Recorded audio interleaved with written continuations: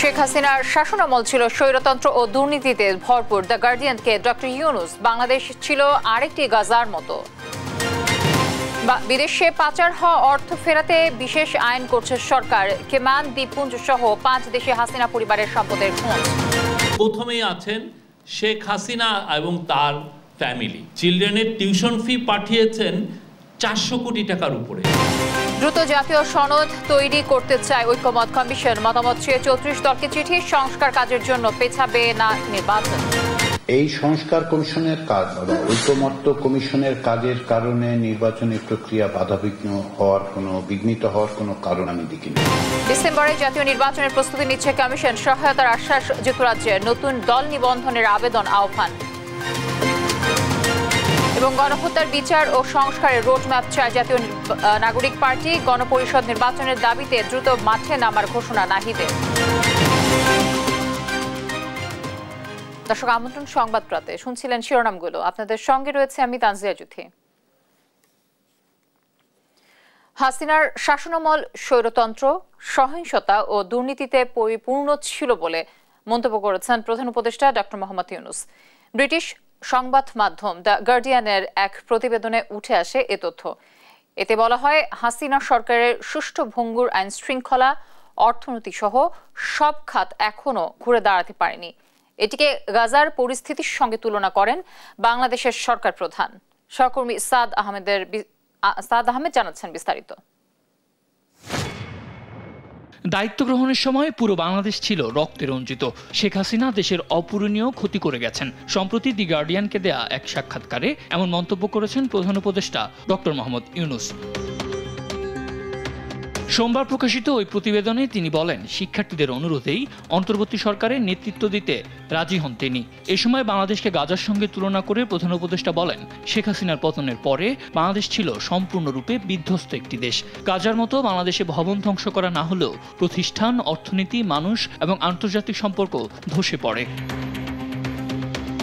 শেখ হাসিনার শাসনামল নিয়ে প্রধান উপদেষ্টা বলেন, হাসিনার শাসনামলে কোনো সরকার ছিল না, ছিল দস্যুদের একটি পরিবার। সরকার প্রধানের যে কোনো আদেশই তখন বাস্তবায়ন হতো। ভারতে হাসিনার আশ্রয় নিয়ে ডক্টর মোহাম্মদ ইউনূস বলেন, ভারত হাসিনাকে আতিথ্য দিলে তা সহ্য করা হবে, কিন্তু দেশকে অস্থিতিশীল করতে প্রচার চালাতে ভারতকে একটি প্ল্যাটফর্ম হিসেবে ব্যবহার করার অনুমতি দেয়া বিপজ্জনক। সেনাবাহিনীর সঙ্গে তার সম্পর্ক ভালো উল্লেখ করে এখন পর্যন্ত তাদের পক্ষ থেকে কোনো চাপ নেই বলেও জানান ডক্টর মোহাম্মদ ইউনূস। সাদ আহমেদ, দেশ টিভি, ঢাকা। ক্ষমতাচ্যুত শেখ হাসিনার শাসনামলে বিদেশে পাচার হওয়া অর্থ ফেরতে আগামী সপ্তাহের মধ্যে একটি বিশেষ আইন হচ্ছে, জানালেন প্রধান উপদেষ্টার প্রেস সচিব শফিকুল আলম। তিনি বলেন, উচ্চশিক্ষার আড়ালে এক সেমিস্টারের ফি বাবদ 4 থেকে 500 কোটি টাকা খরচ দেখিয়েছে পাচারকারী। এরকম নানা উপায়ে পাচার হওয়া $234 বিলিয়ন ফেরাতে সংশ্লিষ্ট সবাইকে তৎপর হওয়ার তাগিদ দেওয়া হয়েছে। তারেক মাহমুদ সুজনের রিপোর্ট। সোমবার দেশ থেকে পাচার হওয়া অর্থ ফেরত প্রচেষ্টা নিয়ে প্রধান উপদেষ্টার নেতৃত্বে উচ্চ পর্যায়ের বৈঠক হয়। এরপর দুপুরে রাজধানীর ফরেন সার্ভিস একাডেমিতে সংবাদ সম্মেলনে বিস্তারিত তুলে ধরেন প্রধান উপদেষ্টার প্রেস সচিব শফিকুল আলম। এই টাকাটা ফেরত আনার জন্য সেটার উপরে আজকে একটা বড় মিটিং হয়। জানান, এরই মধ্যে কেন্দ্রীয় ব্যাংকের গভর্নরের নেতৃত্বে গঠিত টাস্কফোর্স 11টি কোম্পানি ও স্বতন্ত্র ব্যক্তিকে ধরে প্রাথমিক তদন্ত শুরু করেছে, যাদের মধ্যে আছে শেখ হাসিনা, তার পরিবার ও তার স্বার্থ সংশ্লিষ্ট প্রতিষ্ঠান। এসব ব্যক্তি ও প্রতিষ্ঠানের বিরুদ্ধে ব্যবস্থা নিতে বিশেষ আইন তৈরির সিদ্ধান্ত নিয়েছে সরকার। হয়তো আপনারা এই আগামী সপ্তাহের মধ্যে এই আইনটা আপনারা দেখবেন। এই আইনটা করানো হচ্ছে যে এই টাকাটা ত্বরান্বিত করে কিভাবে টাকাটা আনা যায়, এটা আইনের একটা কাভার লাগবে। প্রথমে আইডেন্টিফাই করা হয়েছে 11টা কোম্পানি এবং ইন্ডিভিজুয়ালস। তার মধ্যে প্রথমেই আছেন শেখ হাসিনা এবং তার ফ্যামিলি। তাদের কোথায় কোথায় টাকা চলে গেছে তাদের বিষয়ে আজকে প্রোগ্রেস, কোথায় কোথায় টাকাটা চলে যেতে পারে সেই বিষয়ে আজকে আলাপ হয়েছে। তিনি আরো জানান, পাচারকারীরা নানাভাবে বিদেশে টাকা পাচার করেছে। একজনের ছেলের টিউশন ফি বাবদ এক সেমিস্টারে 400-500 কোটি টাকা পাচারের তথ্য পাওয়া গেছে। একজন তার চিলড্রেনের টিউশন ফি পাঠিয়েছেন 400 কোটি টাকার উপরে, 400-500 কোটি টাকা। মানে মানিটা লন্ডারিংটা কিভাবে হয়েছে দেখেন। এদিকে বিগত সরকারের সিন্ডিকেট শিক্ষার্থীদের হাতে পাঠ্য বই বিতরণ জুন জুলাই পর্যন্ত বিলম্বিত করার অপচেষ্টা চালিয়েছে উল্লেখ করে উপপ্রেস সচিব আজাদ মজুমদার জানান, এক সপ্তাহের মধ্যে সব পাঠ্য বই বিতরণ শেষ করবে সরকার। এর আগে সরকারের সাথে সংশ্লিষ্ট বেশ কিছু মুদ্রণ ব্যবসায়ী তারা আসলে তাদের সরকারের কাছে গোয়েন্দা তথ্য ছিল, তারা চেষ্টা করেছিল যে এই বইয়ের যে মুদ্রণ এবং ছাপার যে প্রক্রিয়াটা, এই প্রক্রিয়াটা জুন জুলাইতে নিয়ে যেতে। আগামী বছর ঠিক সময়ে পাঠ্য বই পৌঁছাতে মঙ্গলবার থেকেই বই ছাপানোর কার্যক্রম শুরু করা হবে। আগামী বছরের পাঠ্যপুস্তক ছাপার কাজটা আগামীকাল থেকে শুরু হবে। তারেক মাহমুদ সুজন, দেশ টিভি, ঢাকা। জাতীয় ঐকমত্য কমিশনের কাজের কারণে নির্বাচন আয়োজনে বাধা হবে না বলে জানিয়েছেন কমিশনের সহ সভাপতি ডক্টর আলী রিয়াজ। সকালে জাতীয় সংসদের এলডি হলে সংবাদ সম্মেলনে তিনি একথা বলেন। ডক্টর রিয়াজ আরও বলেন, অধ্যাদেশের মাধ্যমে সংবিধান সংশোধন সম্ভব, আর গণপরিষদ ও জাতীয় সংসদ নির্বাচনও একসঙ্গে করা সম্ভব। শিউলি রায়ের রিপোর্ট, জানাচ্ছেন আলী আকাশ। সরকারের গঠিত ৬টি সংস্কার কমিশনের সুপারিশগুলো পর্যালোচনা ও গ্রহণ করার লক্ষ্যে গঠিত জাতীয় ঐকমত্য কমিশন সোমবার সকালে জাতীয় সংসদ ভবনের এলডি হলে সংবাদ সম্মেলনের আয়োজন করে। এতে যোগ দেন সংস্কার কমিশনগুলোর প্রধানরা। সংবাদ সম্মেলনে কথা বলেন জাতীয় ঐকমত্য কমিশনের সহসভাপতি ডক্টর আলী রিয়াজ। ডক্টর আলী রিয়াজ বলেন, কমিশনের মেয়াদ ৬ মাস। যত দ্রুত আলোচনা শেষে ঐকমত্যে পৌঁছানো যায় তত দ্রুতই সনদ তৈরি হবে। নির্বাচনের সম্ভাব্য তারিখ ডিসেম্বরে মনে করিয়ে দিয়ে তিনি বলেন, কমিশনের কারণে নির্বাচন বিঘ্নিত হওয়ার কোনো কারণ নেই। এই সংস্কার কমিশনের কাজ বা ঐকমত্য কমিশনের কাজের কারণে নির্বাচনী প্রক্রিয়া বিঘ্নিত হওয়ার কোনো কারণ আমি দেখি না। কারণ অনেকগুলো এই যে সংবিধানের থেকে শুরু করে বিচার বিভাগ সংক্রান্ত যে সমস্ত সুপারিশ দেওয়া হয়েছে সেগুলো বাস্তবায়ন করা হবে কিভাবে সে বিষয়েও আসলে জানতে চাওয়া হয়েছে রাজনৈতিক দলগুলোর কাছ থেকে। তিনি বলেন, দলগুলোর ভিন্ন ভিন্ন অবস্থান ও মত আছে, আলোচনার ভিত্তিতে ঐক্যে পৌঁছানো সম্ভব। বড় রাজনৈতিক দল ও অধিকাংশ দলের ঐকমত্য হলে সেটা গ্রহণযোগ্য হবে।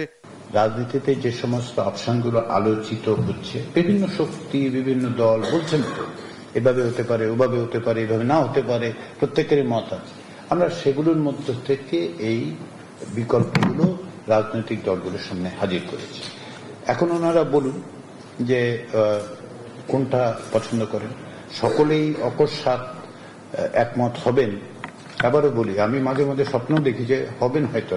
সংবিধান সংস্কার সংক্রান্ত সুপারিশগুলো ইতিমধ্যেই ৩৪ রাজনৈতিক দলের কাছে পাঠানো হয়েছে।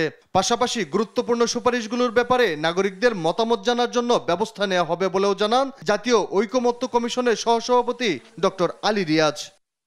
আলী আকাশ, দেশ টিভি, ঢাকা। ডিসেম্বরের মধ্যে জাতীয় নির্বাচন করতে চায় নির্বাচন কমিশন, জানালেন সিএসি এএমএম নাসরুদ্দিন। সোমবার নির্বাচন ভবনে ব্রিটিশ হাই কমিশনার সারা কুকের সঙ্গে বৈঠক শেষে একথা জানান তিনি। আর নির্বাচনী প্রস্তুতি নিয়ে সন্তুষ্টি জানিয়ে সহায়তার আশ্বাস দিয়েছেন হাই কমিশনার। এদিকে আসন্ন নির্বাচনে প্রক্সি ভোট দেওয়ার সুযোগ পাচ্ছেন ভোটাররা। পাশাপাশি নতুন রাজনৈতিক দল নিবন্ধনে গণবিজ্ঞপ্তি দেওয়া হয়েছে। শিউলি রায়কে সঙ্গে নিয়ে নাফিয়া ফারজানার রিপোর্ট। ত্রয়োদশ জাতীয় সংসদ নির্বাচনের প্রস্তুতি নিচ্ছে নির্বাচন কমিশন। ডিসেম্বরে ভোট ধরে কার্যক্রম এগিয়ে নিচ্ছে তারা। এরই অংশ হিসেবে বিভিন্ন দেশের কূটনীতিকদের সঙ্গে বৈঠক করছে ইসি। সোমবার সকালে নির্বাচন ভবনে সিএসির সঙ্গে বৈঠকে বসেন British high commissioner Sarah Cook. বৈঠক শেষে সারা কুক বলেন, আগামী সংসদ নির্বাচনে ইসিকে সহায়তা করতে আগ্রহী যুক্তরাজ্য। অবাধ, সুষ্ঠু ও অন্তর্ভুক্তি নির্বাচন সমর্থন করেন তারা। As you know, the UK is supportive of the consensus building and reform process to help create the conditions for free, fair and inclusive elections here in Bangladesh. CEC জানান, ডিসেম্বরে নির্বাচনের লক্ষ্যে প্রস্তুতি নিচ্ছে কমিশন। সুষ্ঠুভাবে ভোট গ্রহণে polling agent ও পর্যবেক্ষকদের প্রশিক্ষণ সহ নানা সহায়তা চাওয়া হয়েছে। পার্লামেন্টারি ইলেকশন নিয়ে আমাদের প্রস্তুতি কিরকম, আমরা কোন পর্যায়ে আছি, এখন কি ধরনের আমাদের প্রস্তুতি চলছে ইত্যাদি সম্পর্কে জানতে চেয়েছিলেন এবং ওনারা আমাদেরকে সহায়তা করতে চান।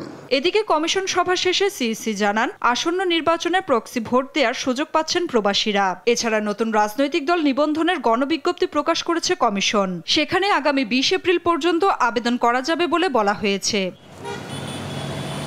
নাফিয়া ফারজানা, দেশ টিভি, ঢাকা। গেল 16 বছর দুর্নীতি দুঃশাসনের যুগ ছিল বলে মন্তব্য করেছেন বিএনপির স্থায়ী কমিটির সদস্য নজরুল ইসলাম খান। বলেন, রাষ্ট্র পরিচালনা করতে ক্ষমতার পরিবর্তন আনতে হবে গণতান্ত্রিক প্রক্রিয়ায় নির্বাচনের মাধ্যমে। আর অন্তর্বর্তী সরকারের আইন প্রয়োগের ব্যর্থতায় দেশে অপরাধ বাড়ছে বলে অভিযোগ করেন দলটির সিনিয়র যুগ্ম মহাসচিব রুহুল কবির রিজভী। আরও জানাচ্ছেন সাইফুল রিপন। সোমবার রাজধানীর একটি হোটেলে আয়োজিত প্রকাশনা উৎসবে লিভিং লিজেন্ড তারেক রহমান, নেতা ও নেতৃত্ব এবং ফ্যাসিস্ট শেখ হাসিনার দুর্নীতি ও দুঃশাসন বইয়ের মোড়ক উন্মোচন করা হয়। এ সময় বক্তারা বলেন, নির্বাচন নিয়ে কোনো টালবাহানা জনগণ মেনে নেবে না। মানুষের ভোটাধিকার হরণের কারণে দেশের রাজনীতিতে শেখ হাসিনার পর্ব শেষ হয়েছে। কোনো কারণে না হলেও এই একটা কারণে শেখ হাসিনার বাংলাদেশের রাজনীতি নিষিদ্ধ হয়ে গেছে। যদি জনগণের কল্যাণে রাষ্ট্র পরিচালনা করতে চায় তাহলে অবশ্যই যেটা দরকার দেশ হল রাজনৈতিক সরকার। যত তাড়াতাড়ি ওই ধরনের সরকার আমরা দেশে প্রতিষ্ঠা করতে পারি ততই দেশের জন্য মঙ্গল। আদারওয়াইজ আগে যা খারাপ করছে দুর্নীতির মাধ্যমে, এখন দুর্নীতি না করেও কিন্তু খারাপ হবে ভবিষ্যৎ।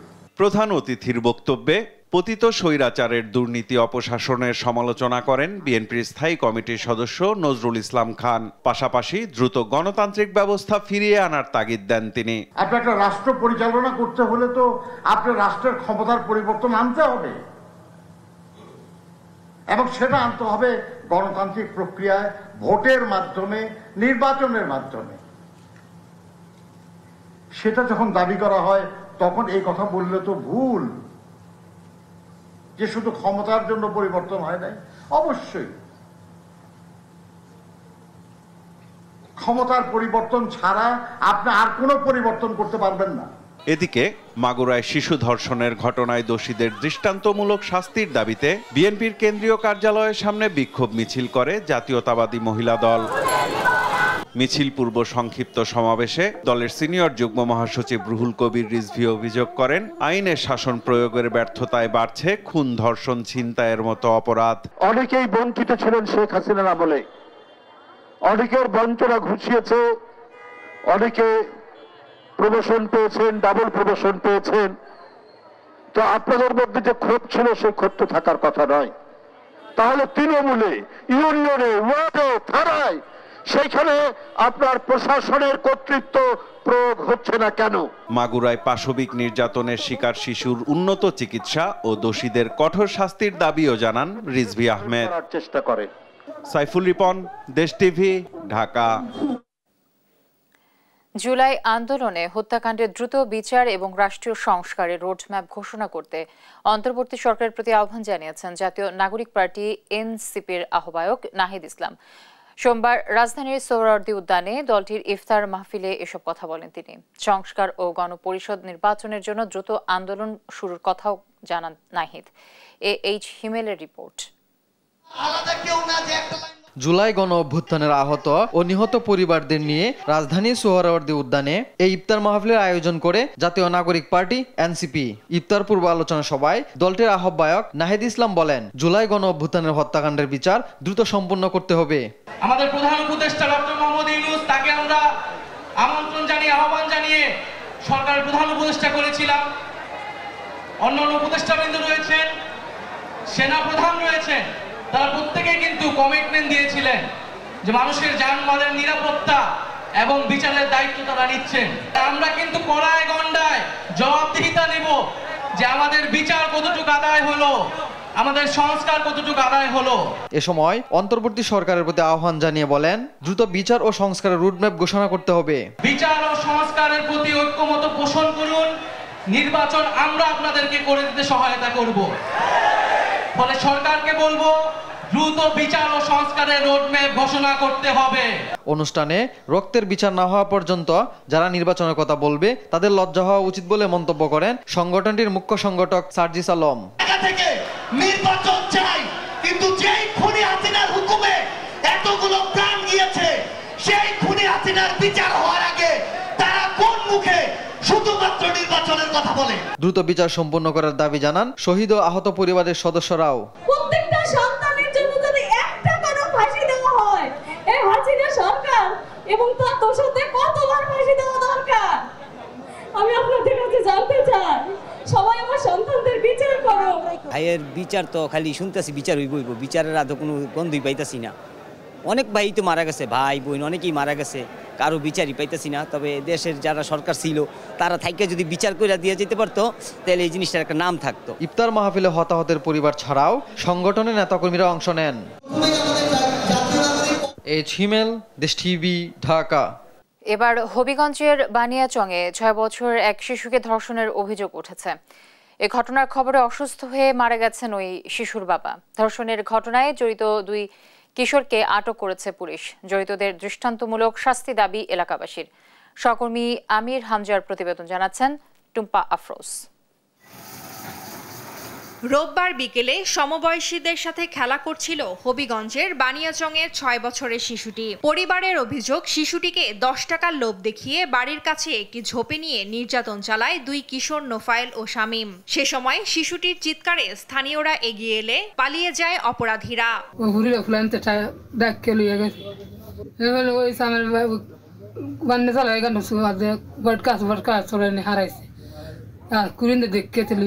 পরে স্থানীয়রা শিশুটিকে উদ্ধার করে বানিয়াচং উপজেলা স্বাস্থ্য কমপ্লেক্সে নিয়ে যায়। অবস্থার অবনতি হলে তাকে স্থানান্তর করা হয় হবিগঞ্জ 250 শয্যা জেলা সদর হাসপাতালে। রাতেই নোফায়েল ও শামীমকে আসামি করে থানায় মামলা করেন ভুক্তভোগীর নানি। এর পরপরই অভিযান চালিয়ে তাদের গ্রেপ্তার করে পুলিশ।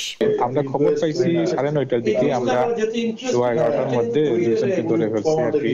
আমরা পরে এজাহারটাও নিছি। এদিকে মেয়ের উপর নির্যাতনের খবরে অসুস্থ হয়ে পড়েন শিশুটির বাবা। এক পর্যায়ে সোমবার সকালে মারা যান তিনি। শিশু নির্যাতনের সাথে জড়িতদের দৃষ্টান্তমূলক শাস্তির দাবি এলাকাবাসীর। এরা আমরা ফাঁসি চাই, যেমন আর অন্য মানুষ এইগুলা কাজ যেমন না করে, মা বোন সবারই আছে। আজকে সকালে এই অসহায় পরিবারের বাবা যখন মারা যায় শুনে আমরা আরো মর্মাহত হই এবং আমরা আশা করি প্রশাসন এটা দ্রুত ব্যবস্থা নেবে এবং আইনি দ্রুত পদক্ষেপ নেবে এবং সর্বোচ্চ শাস্তি নিশ্চিত করবে। কালকেও ভালোই আছেন, বালা মারছে, খাইছে। ওখান যখন বাচ্চার এই ঘটনা শুনছে, ওই বেটা যখন 10 খাইয়ে গেছে, এই যেন 10 খাইছেন আর উঠছে না। দ্রুত দৃষ্টান্তমূলক শাস্তি নিশ্চিতের পাশাপাশি অসহায় পরিবারটির পাশে দাঁড়ানোর আহ্বান স্থানীয়দের। নিউজ ডেস্ক, দেশ টিভি। মাগুরায় ধর্ষণের শিকার 8 বছরের শিশুটির অবস্থার সামান্য উন্নতি হয়েছে। এখনো জ্ঞান না ফিরলেও চোখের পাতা নড়ানোর খবর দিয়েছেন চিকিৎসকরা। এমনটাই জানালেন প্রধান উপদেষ্টার deputy press secretary Azad Majumdar.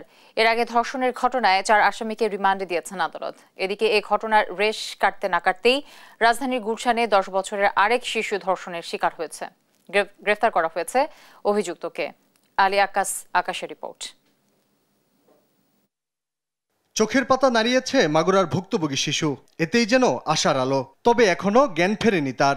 রাজধানীর সম্মিলিত সামরিক হাসপাতালের পেডিয়াট্রিক ইন্টেন্সিভ কেয়ার ইউনিটে নিবিড় পরিচর্যা চলছে শিশুটির। সোমবার দুপুরে এ তথ্য দেন ডেপুটি প্রেস সচিব আবুল কালাম আজাদ মজুমদার। চিকিৎসকরা ওনাকে জানিয়েছেন যে শিশুটির শারীরিক অবস্থা খুব সামান্য উন্নতি হয়েছে, কমান লেভেল 3-এ ছিল, আজকে সেটা 5-এ উন্নতি হয়েছে এবং সকালে শিশুটি প্রথমবার মতো হাসপাতালে ভর্তি হওয়ার পর চোখের পাতা নেড়েছেন এবং তবে শ্বাসরোধের চেষ্টার কারণে তার মস্তিষ্কে অক্সিজেন সরবরাহ বিঘ্নিত হয়েছিল এবং মস্তিষ্কে পানি জমে গিয়েছিল, যেটা কোনো অপসারণ করা সম্ভব হয়নি। তার বুকের মধ্যে যে বাতাসটা জমেছিল সেটা দূর করা গেছে এবং চিকিৎসকরা আশাবাদী তার স্বাস্থ্যের অবস্থা আর একটু উন্নতি হবে।